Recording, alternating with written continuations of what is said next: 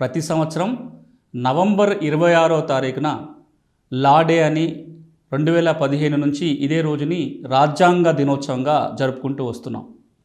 1949 November 26వ తారీఖున ఈ రాజ్యాంగాన్ని ఆమోదించుకొని మనకు మనం ఇచ్చుకున్నాం.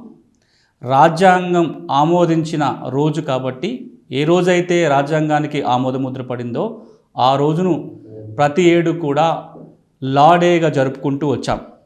2015 సంవత్సరం రోజు కేంద్ర ప్రభుత్వ ఆదేశాల మేరకు ఈ లా డేనే రాజ్యాంగ దినోత్సవం లేదా సంవిధాన్ దివాస్ పేరుతోటి సెలబ్రేట్ చేస్తున్నాం.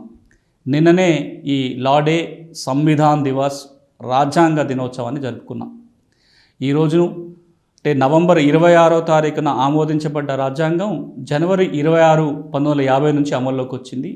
అమల్లోకి వచ్చిన రోజునే మనం రిపబ్లిక్ డేగా జరుపుకుంటాం.